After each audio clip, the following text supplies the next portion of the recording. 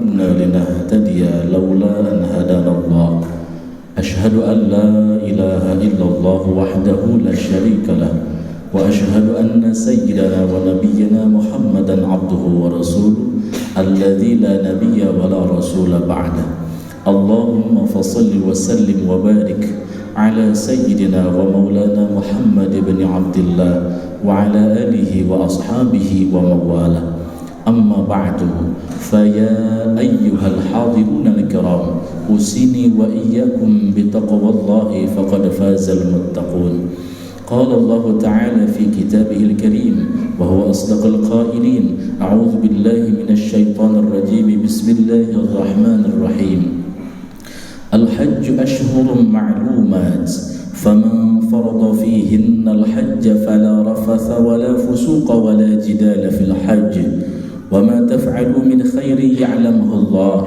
وتزودوا فإن خير الزاد التقوى واتقون يا أولي الألباب وقال أيضا في آية الأخرى ألم أعهد إليكم يا بني آدم ألا تعبدوا الشيطان إنه لكم عدو مبين الآية صدق الله العظيم وصدق رسوله النبي الكريم ونحن على ذلك من الشاهدين والشاكرين والحمد لله رب العالمين. Hadirin jamaah rahimakumullah, puja puji syukur kita panjatkan kehadirat Allah yang Maha Ghafur, Zat yang Maha Pengasih yang tak pernah pilih kasih, Zat yang Maha Penyayang yang tak pernah pandang sayang. Salawat teriring salam semoga senantiasa dilimpah curahkan kepada junjungan kita a'ni habibana wa nabiyyana Kanjeng Nabi Muhammad sallallahu alaihi wasallam, kepada keluarganya, para sahabatnya, tabi'in, tabi'it tabi'in, dan semoga sampai kepada kita semua selaku umatnya. Amin amin ya Allah ya rabbal alamin.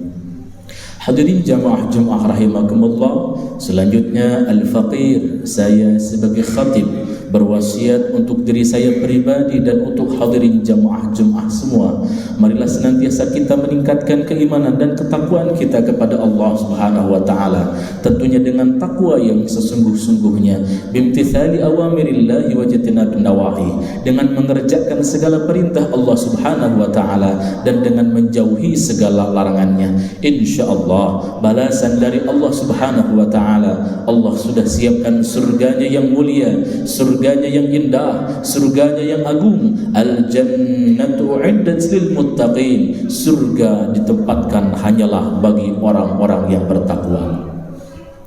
Bahkan hadirin jamaah rahimakumullah, orang yang paling mulia di sisi Allah Subhanahu wa taala bukanlah orang yang paling tinggi jabatannya, bukanlah orang yang paling rendah jabatannya, bukanlah orang yang paling banyak hartanya, bukanlah orang yang paling sedikit hartanya, namun siapapun di antara mereka, pejabat ataupun rakyat, kaya ataupun miskin, tua ataupun muda, asalkan beriman dan bertakwa kepada Allah Subhanahu wa taala, maka yakinlah dia mulia di sisi Allah Subhanahu wa ta'ala. Allah sendiri yang berfirman, inna akramakum indallahi atqakum, sesungguhnya orang yang paling mulia di antara kalian, kata Allah, adalah orang yang paling bertakwa kepada Allah Subhanahu wa ta'ala. Bahkan Rasulullah sallallahu alaihi wasallam pernah bersabda, innallaha la yanzuru ila suwarikum, sesungguhnya Allah tidak melihat rupa kita, putihkah, hitamkah, sawo matangkah, Allah tidak melihat itu. Wala ila ajsamikum, dan Allah tidak melihat postur tubuh kita, tinggikah, pendekkah, besarkah, kecilkah, sempurna atau tidakkah, Allah tidak melihat itu. Wala ila amwalikum, dan Allah juga tidak melihat harta kita, banyak atau sedikitnya harta kita, kaya ataupun miskinnya kita, Allah tidak melihat itu. Lalu apa yang Allah lihat? Walakin yanzuru ila qulubikum wa a'malikum, yang Allah lihat adalah hati dan amal kita. Ketika di dalam hati kita tertanam ketakwaan kepada Allah Subhanahu wa taala, di dalam amal kita tercerminkan ketakwaan kepada Allah Subhanahu wa taala, maka yakinlah kita mulia di sisi Allah Subhanahu wa taala. Hadirin jamaah rahimakumullah, alhamdulillah biidznillah biqadratillah, hari ini kita masih diberikan umur, usia dan kesehatan oleh Allah Subhanahu wa taala, di mana hari ini kita sudah memasuki tanggal 25 di bulan Zulhijjah, di mana ketahui kita oleh kita bersama bahwa di bulan Zulhijjah Allah Subhanahu wa taala perintahkan kepada umat muslim untuk melaksanakan ibadah haji. Sebagaimana kita ketahui bersama bahwa orang yang Allah pertama perintah, Nabi yang pertama Allah perintah untuk melaksanakan ibadah haji adalah Nabiullah Ibrahim alaihissalam. Nabi Ibrahim wafat, kemudian datang Nabi Ismail, Nabi Ishaq, Nabi Yaqub, Nabi Yusuf, Nabi Ayyub, Nabi Shu'aib, terus sampai akhirnya datanglah Nabi Muhammad sallallahu alaihi wasallam, dan sampai sekarang 1444 Hijriah sudah berlalu, Allah masih tetapkan melaksanakan ibadah haji. Namun ternyata hadirin jamaah rahimakumullah, ibadah haji yang begitu suci, ibadah haji yang begitu mulia, ibadah haji yang begitu agung, ternyata ibadah haji dulu pernah dihinakan, ibadah haji pernah dinistakan, ibadah haji pernah diselewengkan oleh syaitan, oleh orang-orang musyrik ketika itu. Kapankah itu waktunya? Waktunya adalah waktu di mana antara zaman Nabi Isa alaihissalam sampai zaman Nabi Muhammad sallallahu alaihi wasallam. Disebutlah dengan masa fatrah. Apa itu masa fatrah? Masa fatrah adalah masa kekosongan Nabi. Masa fatrah adalah masa kekosongan Rasul. Tidak ada Nabi, tidak ada Rasul. Allah tidak mengutus Nabi, tidak mengutus Rasul antara zaman Nabi Isa sampai zaman Nabi Muhammad SAW. Berapakah lama waktunya? Kurang lebih sekitar 600 tahun.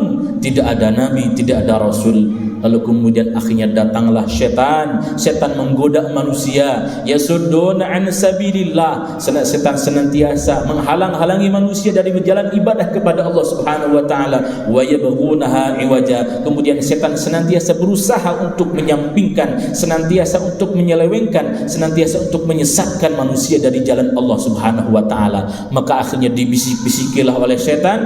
Akhirnya orang-orang ketika itu di masa antara zaman Nabi Isa sampai zaman Nabi Muhammad SAW banyak berbuat maksiat, banyak berbuat dosa, maksiat di mana-mana, perzinahan di mana-mana, perjudian di mana-mana, khamr di mana-mana.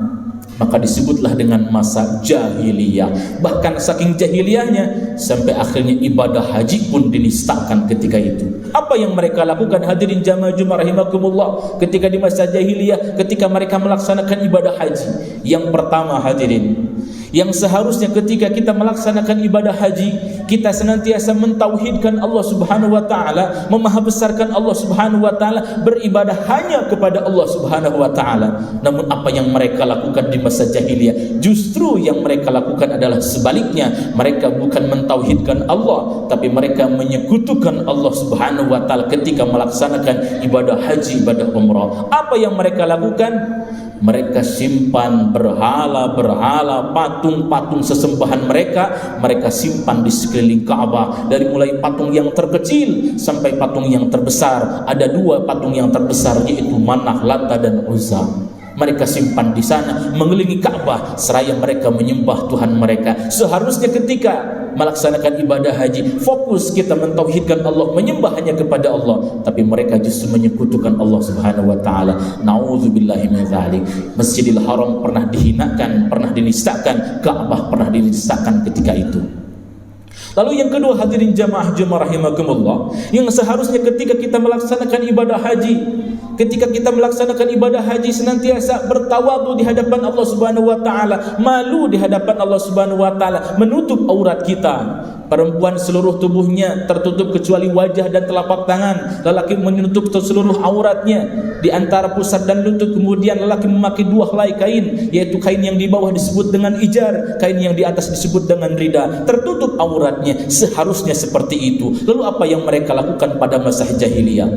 Mereka sebaliknya, justru ketika mereka melaksanakan ibadah tawaf mengelilingi Ka'bah, mereka tanpa menggunakan kain sedikit pun. Nauzubillahi min dzalik. Mereka berkeliling Ka'bah dalam keadaan telanjang tanpa menggunakan sehelai kain pun. Mereka menghinakan Allah, menghinakan Ka'bah, menghinakan Masjidil Haram. Itu yang mereka lakukan di masa jahiliyah. Nauzubillah summa nauzubillah. Ketika mereka sujud, apa yang mereka lakukan? Ketika kita sujud, jika kita sujud kita menggunakan kening kita. Lalu yang mereka lakukan sujud bukan menggunakan kening, tapi menggunakan pipi sebelah kanan seraya menepuk-nepukkan tangannya ke tanah. Itu yang mereka lakukan. Yang ketiga, hadirin jamaah rahimakumullah, yang seharusnya ketika kita melaksanakan ibadah haji kita mentauhidkan Allah Subhanahu wa taala, berdoa hanya kepada Allah, membaca tasbih, tahlil, tahmid. Dari rukun aswadi sampai rukun yamani kita membaca subhanallah walhamdulillah la ilaha illallah Allahu akbar. Dari rukun yamani sampai ke rukun aswadi kita membaca rabbana atina fid dunya hasanah wa fil akhirati hasanah wa qina adzabannar. Berdoa kepada Allah, berzikir kepada Allah Subhanahu wa taala. Lalu apa yang mereka lakukan pada masa jahiliyah? Justru mereka bukan bertauhid kepada Allah, berzikir kepada Allah, berdoa kepada Allah. Wa ma kana salatuhum 'indal baiti illa muka'aw wa tasdiyah. Mereka bukan berdoa, mereka bukan bertakbir, bertasbih, tapi mereka hanyalah tepuk tangan sambil bersiulan. Siapa yang membisikkan ke dalam hati mereka? Syaitan. Alladzi yuwaswisu fi sudurin nasi minal jinnati wan nas. Syaitan senantiasa menggoda, membisik-bisik ke hati mereka, mengilhami kepada mereka dengan bisikan-bisikan yang menyelewengkan mereka dari agama Allah Subhanahu wa taala. Nauzubillah summa nauzubillah. Lalu akhirnya diutuslah Rasulullah sallallahu alaihi wasallam, lahirlah Rasulullah sallallahu alaihi wasallam. Usia 40 tahun beliau kemudian diangkat menjadi nabi, menjadi rasul, hijrah ke Madinah. Setelah hijrah di Madinah, berbondong-bondong banyak orang yang masuk Islam, maka Rasul pun kemudian melaksanakan ibadah haji ke Mekah. Namun ternyata masih tercampur dengan orang yang melaksanakan ibadah haji sambil telanjang tanpa menggunakan sehelai kain pun. Maka akhirnya pada tahun ke-7 Hijriah Rasul tidak melaksanakan ibadah haji. Rasul mengutus Abu Bakar As-Siddiq, Sayyidina Abu Bakar As-Siddiq menjadi Amirul Hajj, pimpinan haji ketika itu, dan Rasul mengutus Ali bin Abi Thalib sebagai juru bicara Rasulullah sallallahu alaihi wasallam. Lalu apa yang dilakukan oleh Sayyidina Ali? Maka kemudian Sayyidina Ali menyampaikan lidah Rasulullah SAW ketika wukuf di Arafah, ketika mabit di Mina, ketika mabit di Muzdalifah. Sayyidina Ali mengutarakan, mengumumkan 4 perkara yang diumumkan oleh Rasulullah SAW. Yang pertama, karena pada waktu itu sedang musim konflik, sedang musim berperang, maka yang pertama kata Rasul, jika ada orang yang masih ada perjanjian damai dengan Rasul, maka waktu habisnya sampai habisnya masa janji perdamaian tersebut, tidak ada lagi masa perpanjangan waktu damai. Yang kedua, tidak akan masuk surga kecuali hanyalah orang yang beriman. Yang ketiga, tidak boleh ada lagi orang yang musyrik kemudian masuk ke kota Mekah, masuk ke Masjidil Haram. Dan yang keempat, tidak boleh ada lagi yang melaksanakan ibadah tawaf sambil telanjang bulat tanpa menggunakan sehelai kain pun. Lalu dibacakanlah surah At-Taubah ayat 1 sampai ayat 40 oleh Sayyidina Ali bin Abi Thalib. Maka setelah itu akhirnya pada tahun ke-8 Hijriah terjadilah suatu kejadian yang sangat luar biasa, bersejarah bagi umat muslim, yaitu Futuh Mekah. Diambillah kembali kota Mekah, dimerdekakan kembali kota Mekah, diambil kembali oleh umat muslim. Makkah, Masjidil Haram dan juga Ka'bah kembali lagi kepada pangkuan umat muslim. Akhirnya setelah itu tidak ada lagi orang yang melaksanakan tawaf sambil mengelilingi patung-patung, karena patung-patung ketika itu diberantas, dihancurkan, dan tidak ada lagi orang yang mengelilingi Ka'bah tawaf dalam keadaan telanjang. Dan akhirnya laksanakanlah ibadah haji sesuai dengan tuntunan Allah, tuntunan Rasulullah sallallahu alaihi wasallam, sampai akhirnya masa sahabat, tabi'in, tabi'in, dan akhirnya sampai sekarang. Alhamdulillah, ibadah haji kembali dilaksanakan sesuai dengan aturan Allah dan Rasulnya. Alhamdulillah. Lalu apa hadirin jamaah rahimakumullah hikmah dari sejarah ibadah haji ini? Hikmahnya bagi kita semua, ingatlah bahwa kita memiliki musuh yang nyata. Allah berfirman dalam Al-Quran, A'udzubillahi minasyaitonirrajim, Bismillahirrahmanirrahim. Alam a'had ilaikum ya bani Adam alla ta'budu syaitan innahu lakum aduwwum mubin. Ketahuilah bahwa syaitan senantiasa menggoda kita kapanpun dimanapun kita berada, karena dia adalah musuh yang nyata bagi kita. Mereka senantiasa menggoda umat manusia, yasudduna an sabilillah, menghalang-halangi kita manusia dari beribadah kepada Allah, wa yabghunaha iwaja, dan menginginkan agar kita tersesat dari jalan Allah Subhanahu wa taala tersebut. Maka apa solusinya supaya kita dijauhkan dari godaan syaitan yang terkutuk? Maka solusinya adalah fasta'idz billah, minta perlindunganlah kepada Allah, sebutlah asma Allah, sebutlah a'udzubillah, sebutlah bismillah, subhanallah, alhamdulillah, dan lain sebagainya. Rasul pernah bersabda bahwa barang siapa yang ketika dia digoda setan kemudian dia membacakan bismillah, maka setan akan menciut, akan mengecil, bahkan bisa sebesar lalat ketika itu. Bahkan Nabi Yahya alaihissalam pernah bersabda kepada para sahabatnya, kepada kaumnya. Bagaimana kata Nabi Yahya? Wahai kaumku, perumpamaan orang-orang yang mengingat Allah, berzikir kepada Allah Subhanahu wa taala, lidahnya senantiasa basah berzikir kepada Allah, hatinya senantiasa terus mengingat Allah Subhanahu wa taala, maka perumpamaannya seperti orang yang sedang dikejar-kejar oleh musuh, lalu kemudian dia masuk ke dalam sebuah benteng yang sangat besar, benteng yang sangat kokoh, dan kemudian dia aman dalam benteng tersebut. Itulah fungsi daripada zikrullah, zikir kepada Allah Subhanahu wa taala. Insyaallah semoga kita senantiasa mengistiqomahkan zikir kepada Allah, ingat kepada Allah Subhanahu wa taala, karena sejatinya orang yang sedang berbuat maksiat, orang yang sedang berbuat dosa, ketika itu dia sedang tidak ingat kepada Allah Subhanahu wa taala. Karena tidak ada orang yang sedang mabuk menyebut nama Allah, tidak ada orang yang sedang berzinah ingat kepada Allah. Mereka ketika itu sedang lupa kepada Allah. Maka teruslah kita zikir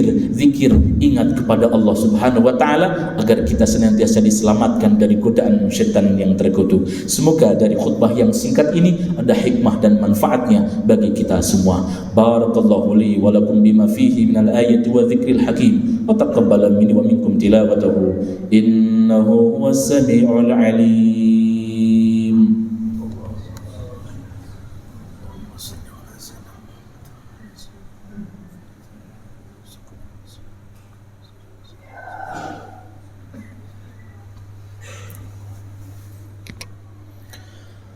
Alhamdulillah, innal hamdalillah nahmaduhu wa nasta'inuhu wa nastaghfiruh wa na'udzu billahi min shururi anfusina wa min sayyiati a'malina may yahdihillahu fala mudilla lahu wa may yudlil fala hadiya lahu.